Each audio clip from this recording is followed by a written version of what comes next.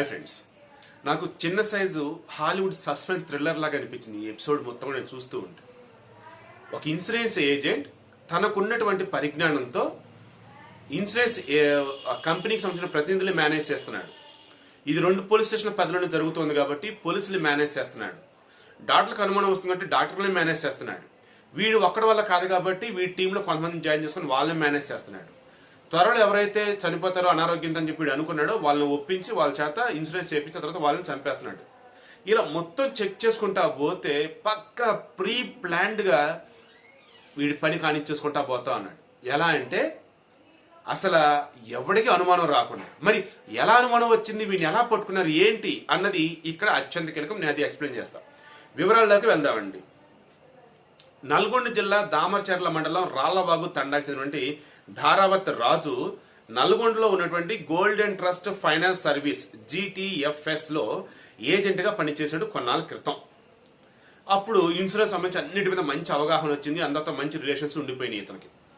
ఇక నెక్స్ట్ 10 సంవత్సరాల క్రితం సూర్యాపేట పాలకవీడు మండలం శూన్యం పహాడ్లో ఇతనికి చెందినటువంటి బంధువులే సపావత్ సక్రియ పురుగుల మందు దాకి ఆత్మహత్య చేసుకున్నాడు. అతనికి ఈ గోల్డెన్ ట్రస్ట్ ఫైనాన్స్ సర్వీస్ ఉంది, GTFS లో ఇన్సూరెన్స్ ఉంది. ఎంత? 1,40,000కి. అయితే ఈ డబ్బులని కుటుంబానికి ఇప్పించాలంటే ఆటోమేటిక్గా ప్రమాదం జరిగినట్టుగా చెప్పగలగాల. సూసైడ్ అన్నప్పుడు ఏంటంటే ఆత్మహత్య అన్నప్పుడు కొన్నిసార్లు ఇన్సూరెన్స్ క్లెయిమ్ కాదు. సో అందుకని చెప్పేసి వాళ్ళ ఆవిడకి వెళ్ళి విషయం చెప్పేసి సరే అన్న తర్వాత పంచాయతీ సెక్రటరీ దగ్గరికి వెళ్ళి కొంత డబ్బు ఇచ్చేసి డెత్ సర్టిఫికేట్ తీసుకున్నారు. ఆ తర్వాత ఇన్సూరెన్స్ ఏజెంట్లు వచ్చే ఇన్సూరెన్స్ కంపెనీ వాళ్ళు వస్తారు కదా విచారణ కోసం, వాళ్ళకి 50,000 ఇచ్చాడు. అతని భార్య ఉంది కదా, అతనికి వచ్చేటప్పటికి కొంత డబ్బులు ఇచ్చాడు. ఆమెకు 30,000 ఇచ్చారంట. 30,000 ఆమెకి, 50,000 వీళ్ళకి, వాళ్ళకి మాక్సిమం ఇది ఒక 50, 30, 80, ఆ మధ్యలో వచ్చేసి 10,000 ఎక్కడ ఇచ్చాడు అనుకుందాం. 90, 1,40,000 కానీ 90 పోతే అంటే 50,000 వచ్చినాయి. జస్ట్ హార్డ్లీ మహా అయితే ఒక 5-6 రోజులు కష్టపడి ఉంటాడు. ఇక అక్కడ మనోడికి ఇంకా ప్లాన్ పురుడు పోసుకుంది. ఇది స్టార్టింగ్ మనోడికి 10 సంవత్సరాల క్రితం అంటే 2010-11 ఆ టైంలో. ఇక ఆ నెక్స్ట్ అండి 2013 నుంచి 17 వరకు ఇక మనోడు ఈజీ మనీకి బాగా అలవాటు పడిపోయి ఎన్నో ఎఫర్ట్లు పెట్టున్నాడు. ఈ వేలో కొన్ని పాస్ అయ్యాడు, కొన్ని ఫెయిల్ అయ్యాడు. అయితే మెయిన్ ఎక్కడ దొరికాడు ఏంటంటే నేను ఎండింగ్లో చెప్తా. దానికి ముందు ఇతను ఎవరెవరి దగ్గర ఎలా చేశాడు ఏంటన్నది చెప్తా. గతంలో తెనాలిలో వీళ్ళ బంధువు ఒక అతను ఉంటే రమావత్ కాస్నా, వీళ్ళు అనారోగ్యంతో చనిపోయినాడు. ఇతను వచ్చేసి యాసెంట్ అన్నవేళ నమ్మిద్దాం చెప్పేసి ఇన్సూరెన్స్ క్లెయిమ్ చేయబోతే ఇన్సూరెన్స్ వాళ్ళు మిగతా వాళ్ళు కలగలిపి కొంచెం పోలీస్ కేసు పెట్టారు. డాక్టర్లు కూడా అన్నారు ఇది అనారోగ్యంతో చనిపోయాడు, యాక్సిడెంట్ కాదని చెప్పారు. సో డౌట్ వచ్చింది, మనను కొన్ని రోజులు అరెస్ట్ చేశారు. ఇక ఆ తర్వాత రిలీజ్ అయ్యాడు. ఇది గుంటూరు తెనాలి దగ్గర ఫెయిల్. ఆ నెక్స్ట్ దాచేపల్లి, ఇది కూడా గుంటూరు జిల్లా కింద వచ్చింది. దాచేపల్లిలో భట్రుపాలెం ఏరియాలో భూఖ్యా నాగులు నాయక్, అతను కూడా అనారోగ్యంతో చనిపోతే రోడ్డు ప్రమాదం అని చెప్పేసి నమ్మించే ప్రయత్నం చేశాడు. అక్కడ కూడా ఫెయిల్ అయ్యాడు. అక్కడ కూడా జైలు శిక్ష, కొన్నాళ్ళు అరెస్టు, ఫెయిల్. ఈ 2 చోట్ల అయిపోయినండి. ఇక మనోడు సక్సెస్ అయింది కావాలి కదా మనకి. 2013లో మిర్యాలగూడ భటావత్తు తండాకి చెందినటువంటి రూపావత్తు దేవ, అతను టీబీ వ్యాధితో బాధపడుతున్నట్టుగా ఇతను గుర్తించాడు. అతని భార్య ధనమ్మ నీరుపై ఉన్నటువంటి గమ్మ హేమానాయక్ అనే పర్సన్తో అక్రమ సంబంధం ఉందని చెప్పేసి ఈ ధీరావత్ రాజు తెలుసుకున్నాడు. నెక్స్ట్ ధనమ్మతో వెళ్ళి మాట్లాడాడు.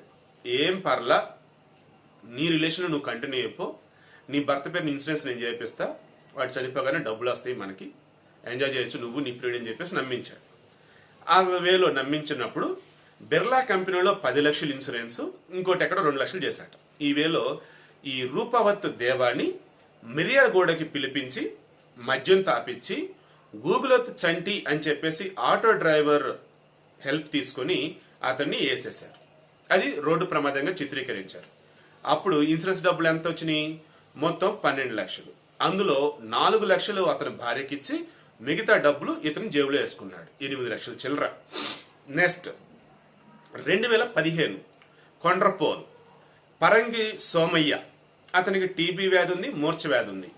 సో భార్యకి కలిశాడు, ఒప్పించాడు. ఇక అప్పుడు శ్రీరామ్ ఫైనాన్స్లో 7 లక్షలు, రిలయన్స్ ఇన్సూరెన్స్లో వచ్చేసి 3 లక్షలు, అంటే మొత్తం 10 లక్షలు. ఆ తర్వాత ఇతన్ని టాటా ఏసీ చిన్న సైజు చిన్న బుడ్డ లారీ టైప్స్ అంటారు చూసారా, టాటా ఏసీ లైక్ అవి, దాంతో ఇతన్ని చంపించేసి ఆ వచ్చిన డబ్బుల్ని ఇంట్లో వాళ్ళకి కొంచెం ఇచ్చి మిగతా డబ్బులు ఇతన్ని స్వాహా చేసి పెట్టేశాడు. ఇక ఆనెస్ట్ కల్లేపల్లి విలేజ్ ధారావత్ లాల్ సింగ్, ఇతనికి అనారోగ్యం. ఆటోమేటిక్గా వాళ్ళ కుటుంబ సభ్యులను ఒప్పించాడు, 18 లక్షలు ఇన్సూరెన్స్ చేశాడు. ఇతన్ని మిరియల్ కూడా తీసుకువచ్చి ఈ గూగులోత్ చంటి, అదేవిధంగా లావూరి మంగు అని చెప్పేసి ఆ ఇద్దరు హెల్ప్ తీసేసుకొని వాళ్ళ ఇద్దరి సాయంతో చంపించేసేసాడు. సో చంపిన వాడు కొంత ఇచ్చాడు, అండ్ వాళ్ళ భార్యకు వచ్చేసి 4 లక్షలు ఇచ్చాడు, మిగతా డబ్బులు ఇతను కాజేశాడు. ఆ నెక్స్ట్ 2016లో కొండ్రపోల్ దైద హుస్సేన్, ఇతనికి వచ్చేసి అనారోగ్యం, వాళ్ళ భార్యకి చెప్పాల్సిన విధంగా చెప్పాడు. మొత్తం ఇతనికి సంబంధించి మనం చూసుకుంటూ ఉన్నప్పుడు ఈ దైద హుస్సేన్కి సంబంధించి 53 లక్షలండి ఇన్సూరెన్స్. ఈ 53 లక్షల ఇన్సూరెన్స్ గాను 53 లక్షల ఇన్సూరెన్స్ ఈ దైద హుస్సేన్ కూడా ఆ వేలోనే చంపించేశాడు. వచ్చిన డబ్బులు స్వాహా, ఇంట్లోనే కొంత ఇచ్చాడు. ఆ నెక్స్ట్ 2017 రాళ్లవాగు తండా చెందినటువంటి సఫావత్ తుల్జియా 60 లక్షల ఇన్సూరెన్స్ మొత్తం ఆ వేలోనే చంపేసిన తర్వాత ఇతను కాజేశాడు, ఇంట్లో కొంత ఇచ్చాడు. సో ఈ వేళ మొత్తం మనం కౌంట్ చేసినట్టయితే ఈజీగా 1,59,00,000 తేలుతుంది. ఏది ఇతను ఇన్సూరెన్స్ రూపేణా స్వాహా చేసింది 1,59,00,000. మీరు అనొచ్చు ఎక్కడో ఇబ్బంది ఏదైనా వచ్చి ఉండాలి, ఇంత మొత్తం అతను కాజేస్తున్నప్పుడు ఇంట్లో అబ్జెక్షన్ పెట్టారు కొంతమంది. ఆ వేళ తండా పెద్దలు ఉంటారు కదా, వాళ్ళ సమక్షంలో పంచాయతీ వాళ్ళకు కొంత ఇచ్చడం, ఊర్లో కొంత ఇవ్వడం, మొత్తం అలా ఒక 50,000 ఇచ్చి గతంలో అడ్జస్ట్ చేసుకున్నాడు. ఇతను ఇవన్నీ ఎక్కడ మిర్యాలగూడ వాడపల్లి పోలీస్ స్టేషన్ పరిధిలో మాత్రమే జరుగుతున్నాయి. సో పోలీసులు కూడా మేనేజ్ చేసుకుంటా ఉన్నాడు. ఇక అయిపోయాడు. ఎలా దొరికాడు? 2020 ఈ దామరచర్ల దగ్గర ఒక వైన్ షాప్లో పర్మిట్ రూమ్ ఉంటుంది కదా, ఆ పర్మిట్ రూమ్లో పనిచేస్తున్నటువంటి కొండ్రపోలి ఏరియా చెందినటువంటి దేవిరెడ్డి కోటిరెడ్డితో పరిచయం ఏర్పడింది. ఆ తర్వాత దేవిరెడ్డి కోటిరెడ్డి ద్వారా పరిచయం కాస్త ఏమైంది, కోటిరెడ్డి యొక్క భార్య హారిక కంట్లో నలత లైక్ ఇవన్నీ తీస్తుందని చెప్పేసి తెలుసుకొని పరిచయాలు అందరికి బాగానే ఉంటాయని చెప్పి అసలు అనుకుని హారికతో పరిచయం పెంచుకున్నాడు. ఆ మూమెంట్లో దేవిరెడ్డి హారికకి వేముల కొండలతో అక్రమ సంబంధం అని చెప్పి డిసైడ్ అయ్యాడు. ఇక అప్పుడు నెమ్మదిగా ఈ దేవిరెడ్డి హారిక వేముల కొండలతో మాట్లాడి మీ రిలేషన్ మీదే, మీకు ఇంకా డబ్బు వచ్చింది, మనం దేవిరెడ్డి కోటిరెడ్డికి ముందు ఇన్సూరెన్స్ చేపిద్దాం, ఆ తర్వాత మిగతాదంతా నేను చూసుకుంటా అన్నాడు. చివరికి ఓకే ఒప్పేసుకున్నారు. ఎంతంటే వాళ్ళేమో కామంతో కళ్ళు మూసిపోయినారు అవతల వాళ్ళు, ఇతను డబ్బు కావాలి. మధ్యలో అమ్మాయి కూడా వచ్చేసి పాపం భర్త అనేటువంటి దేవిరెడ్డి కోటిరెడ్డి, అతను వైన్షాలో పనిచేస్తూ ఉన్నాడు పాపం భార్య బిడ్డలను బతికించడం కోసం. కానీ ఏం చేద్దాం, అటువంటి వాళ్ళని చంపడానికి భార్యలు రెడీ అయిపోయారు. సరే నెక్స్ట్ ఈ దేవిరెడ్డి కోటిరెడ్డి పేరు మీద ఏం చేస్తున్నారంటే ఫోర్జరీ చేసి పాన్ కార్డ్, ఫోర్జరీ దాంతో బ్యాంక్ అకౌంట్లు ఇవన్నీ ఓపెన్ చేశారు. ఓపెన్ చేసిన తర్వాత 2020 మేలో మణిపాల్ సిగ్మా ఇన్సూరెన్స్ కంపెనీలో కొంత అమౌంట్ అరౌండ్ 45 లక్షల చిల్లర అని అంటూ ఉన్నారు. అది తర్వాత యాక్సిడెంటల్ కేర్ ప్రొటెక్షన్ వచ్చేసి కొంత అమౌంట్, అది ఆ నెక్స్ట్ రైల్గేర్ ఇన్సూరెన్స్ దానిలో వచ్చేసి 50 లక్షలు. ఆన్ యావరేజ్గా మొత్తం వచ్చేసి ఇతని దగ్గర 1,20,00,000 చిల్లర సమయంతో తేలుతా ఉంది. ఏది దేవిరెడ్డి కోటిరెడ్డి దాని మీదే. ఇక ఆ నెక్స్ట్ మిరియల్ గూడకు చెందినటువంటి దైద హుస్సేన్, అప్పుడు అతను చంపినప్పుడు హెల్ప్ చేసిన ఎవరు, కంచి శివ, అతని friend auto driver Mandadi Sai Sampath, వీళ్ళిద్దరిని పిలిపించారు. పిలిపించిన తర్వాత ఈ ఇందాక అతను వచ్చేసరికి ఒకటి 45, ఒకటి 50, ఇంకోటి 25 అండి. సో 45, 50, 95 ప్లస్ 25 అంతే, 1,20,00,000 సరిపోయింది. ఎవరు సంబంధించి దేవిరెడ్డి కోటిరెడ్డి సంబంధించిన ఇన్సూరెన్స్ చేయించిన డబ్బులు అనమాట. ఇక నెక్స్ట్ మిరియల్ కూడా చెందిన కంచి శివ, అతని friend auto driver Sai Sampath, Mandadi Sai Sampath, వీళ్ళకి డ్యూటీ ఇంకా అసైన్ చేశాడు. ఫిబ్రవరి 24 నైట్ 8:30 అప్పుడు ఇంటికి పోతున్నటువంటి ఈ దేవిరెడ్డి కోటిరెడ్డిని ఈ ఆటో డ్రైవర్ అనేటువంటి ఈ సాయి సంపత్ శివ వీళ్ళు ఆటోలు ఎక్కించుకొని చంపేశారు. చంపేసిన తర్వాత నియర్ బై బత్తలపాలెం దగ్గర ఉన్నటువంటి ఒక చోట అతను పెట్టేసి ట్రాక్టర్ అతని మీద నుంచి పాలించినట్టుగా చేసేశారు, అంటే యాక్సిడెంట్. ఇక ఆనెస్ట్ కేసు ఫైల్ అవటం, అనుమానాస్పదంగా ఇన్సూరెన్స్ డబ్బుల కోసం వీళ్ళు ట్రై చేయడం, ఇవన్నీ చూస్తున్నప్పుడు పోలీసులకు అనుమానం వచ్చింది. పోలీసులకు అనుమానం వచ్చి ఏం చేస్తారంటే రాజు నాయకుని పట్టుకుందామని అనుకున్నారు. ఈలోపు రాజు నాయక్ పరారైపోయాడు. ఇక అప్పుడు వాళ్ళకి డౌట్ వచ్చింది, మొత్తానికి ఈ రాజు నాయక్ గడు ఏదో చేస్తున్నట్టున్నాడు, వీడి దీని అందరూ మూలకారణం అని చెప్పేసి అనుకుని మొత్తానికి వెంటబడి ఎలాగలా పట్టుకున్నారు. రాజు నాయకుని పట్టుకుంటే ఇందులో మొత్తం ఇన్వాల్వ్ అయిన వాళ్ళు రాజు నాయక్, కంచి శివ, మందాడి సాయి సంపత్, దేవిరెడ్డి హారిక, వేముల కొండల్, 5గురు. వీళ్ళు చంపింది ఎంతమంది అయ్యా అంటే అనారోగ్యం బారిన పడిన వాళ్ళకి ఇన్సూరెన్స్ చేయించి వాళ్ళని చంపిన వాళ్ళలో వచ్చేసి 6గురు. రాళ్లబాగు తండ్రి వాళ్ళు రూపావత్ దేవ, తర్వాత పరంగ సోమయ్య, ధీరావత్ లాల్ సింగ్, దైద హుస్సేను, ఇప్పుడు దేవిరెడ్డి కోటిరెడ్డి. వీళ్ళు కాకుండా ఇంకా 2 ఉన్నారు ఇక్కడ. కొండ్రకు చెందినటువంటి పొదిళ్ళ వెంకన్న 50 లక్షలు అతను ఇన్సూరెన్స్ చేశాడు. లక్కీలు వీళ్ళు పోలీసులు దొరకడం వల్ల వాళ్ళు సేఫ్. నెక్స్ట్ బొల్లిగడ చెందినటువంటి జైత 10 లక్షలు చేపించారు, వీళ్ళు పోలీసులకి దొరకడం వల్ల వాళ్ళు సేఫ్. మొత్తం ఈ దీనిలో 5గురు ఉన్నారు. అండ్ వీళ్ళతో సాయం చేసిన వాళ్ళు ఇంకా చాలా మంది ఉన్నారు. మొత్తం తీగ లాగుతూ ఉన్నారు, మొత్తం బయటకు రావాలి. ఇలా బయటకు వచ్చే వాళ్ళు పోలీసులు ఉండొచ్చు, బ్యాంక్ వాళ్ళు ఉండొచ్చు, ఇన్సూరెన్స్ వాళ్ళు ఉండొచ్చు, డాక్టర్లు ఉండొచ్చు. ఇక ఇప్పుడు బయటపడ్డ అంటే దీనికి సంబంధించిన హమ్మయ్య అని చెప్పి సూపర్ పీల్చుకొని బయటపడ్డ వాళ్ళు ఇద్దరు, వాళ్ళిద్దరు పక్కన పెట్టండి.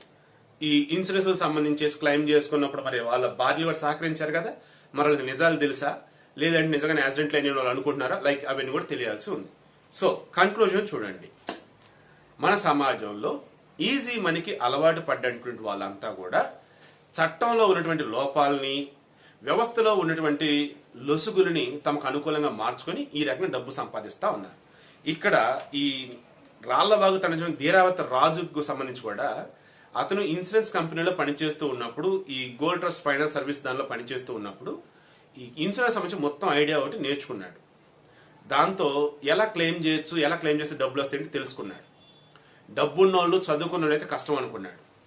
పేదవాళ్ళు అండ్ బాగా డబ్బు లేని వాళ్ళు, పేదవాళ్ళు డబ్బులు ఒకటే కాబట్టి లోయర్ క్యాస్ట్ తీసుకున్నాడు. మెయిన్గా ఇతను తండా చెందినటువంటి వాళ్ళు కాబట్టి ఎస్టీలను పాపం ఎంచుకున్నాడు.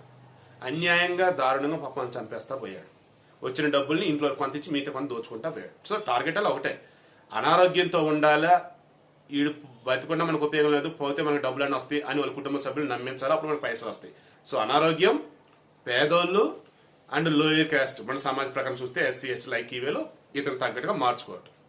అంతిమంగా ఇతను కొంచెం బల్కీ అమౌంట్ వేలో ఈ దేవిరెడ్డి కోటిరెడ్డి మీద ఇన్సూరెన్స్ చేయించేసి అందులో ఈ యాక్సిడెంటల్ కేర్ ప్రొటెక్షన్ దాని మీద 45 లక్షలు, రెగ్యులర్ ఇన్సూరెన్స్ దాని మీద వచ్చేటప్పటికి 50 లక్షలు, రిలయన్స్ దానిలో వచ్చేసి 25 లక్షలు, మొత్తం కలిపి 1,20,00,000 బల్క్ అమౌంట్ అనమాట. అది దోచేద్దాం అనుకున్నారు. అప్పుడు ఇంకా బయటపడతాం జరిగింది. మొత్తం ఎపిసోడ్ మీద మీరు గమనించాల్సింది ఏంటి కింద కామెంట్ రూపంలో తెలియచేయండి. ఏం గమనించారు, ఇంకా ఎవరైనా అర్థం చేసుకోవాల్సి ఉంటే వాళ్ళు ఏం అర్థం చేసుకోవాలి కింద కామెంట్ రూపంలో తెలియచేయండి. ప్రెసర్ నేను చెప్పటం కాదు, ఉన్న ఇన్సిడెంట్స్ జరిగింది మొత్తం నేను చెప్పా. ఇక ముందు ఎలా జాగ్రత్త పడాలి, అసలు ఇక ముందు జరగాల్సింది ఏంటి, ఇటువంటివి జరగకుండా ఉండేటట్టు ఏం చేయాలి కింద కామెంట్ రూపంలో మీరు తెలియచేయండి. బట్ ఇప్పటికీ నాకు చాలా చాలా ఆశ్చర్యంగా ఉంది. ఇదంతా అయితే ఆశ్చర్యంగా ఉంది, షాక్గా ఉంది. ఎలా చేశాడు అసలు వీడు అని చెప్పేసి. మొత్తానికి పోలీసులు చెప్తున్నట్టుగానే Miryalaguda police station, Wadapalli police station ఈ 2 పరిధిలోని ఇదంతా జరిగింది కాబట్టి ఖచ్చితంగా పోలీసులు కూడా ఎవరైతే సాయం ఖచ్చితంగా అందించే ఉంటారు, నో డౌట్. అది ఇన్వెస్టిగేషన్ చేస్తున్న మొత్తం లాగుతూ ఉన్నారు, వాళ్ళు కూడా బయటకు వస్తారు త్వరలో.